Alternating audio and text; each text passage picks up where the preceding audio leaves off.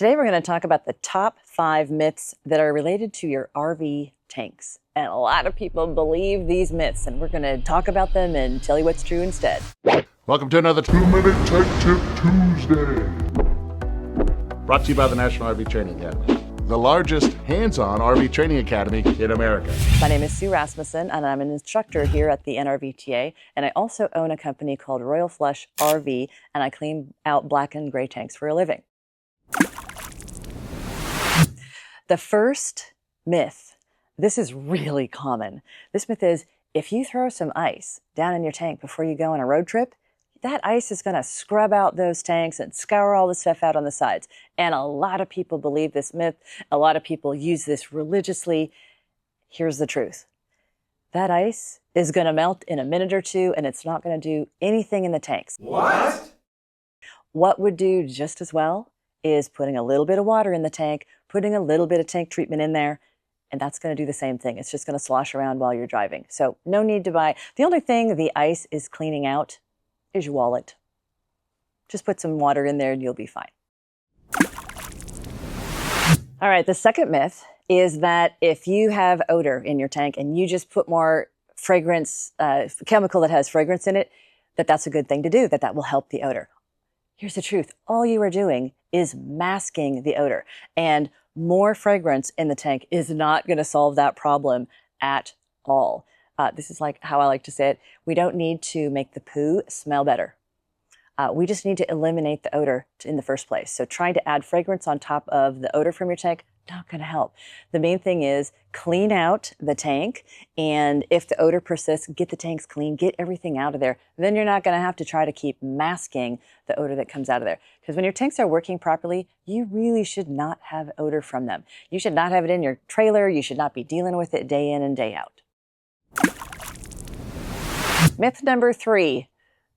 People don't like this one either when I dispel this myth. Myth number 3 is leave your gray tanks open, because that way you don't have to dump them out so often. Well, that part is true, but when you leave your gray tanks open, what it's allowing to happen in the tank is there's sludge and grease and soap scum. Everything builds up in your tank. You're actually making your tank dirtier by leaving it open. The other thing that people do not realize is in the septic system, there's creepy critters that can crawl into your tank because you've left it open. They can crawl in there and make a home in your tank. I have cleaned out nests and pods of bugs and all kinds of things that have come out that are living in your tank because they have the doors wide open. They can come right in.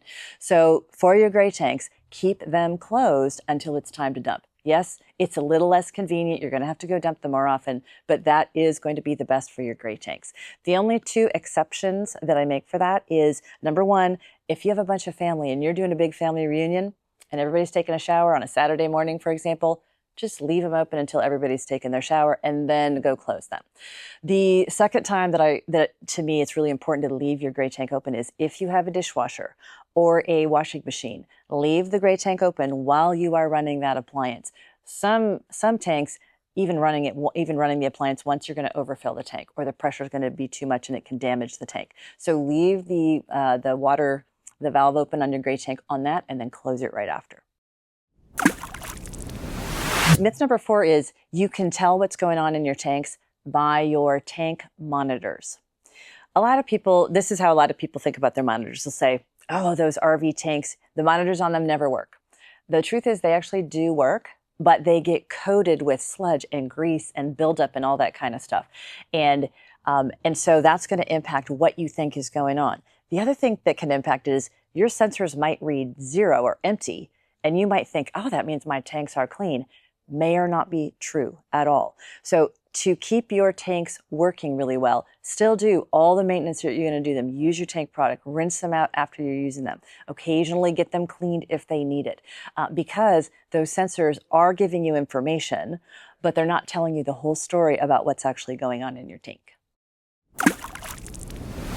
Myth number 5 about your tanks is about your gray tanks again. Most people think, those gray tanks, there's just soapy water in there. I really don't need to do anything with them.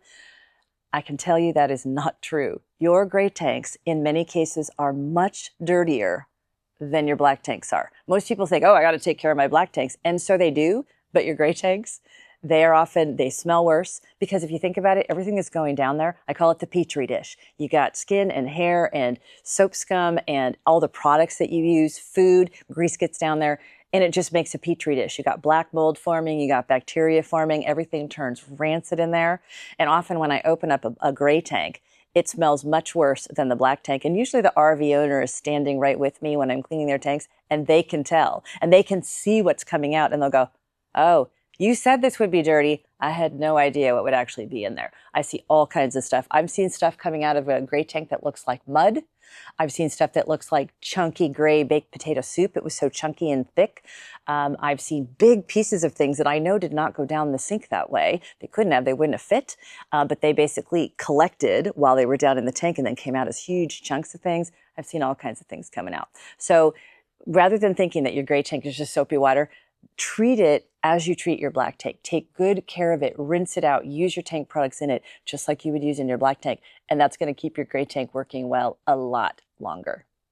So those are some 5 main myths that people believe about their RV tanks and what the truth really is.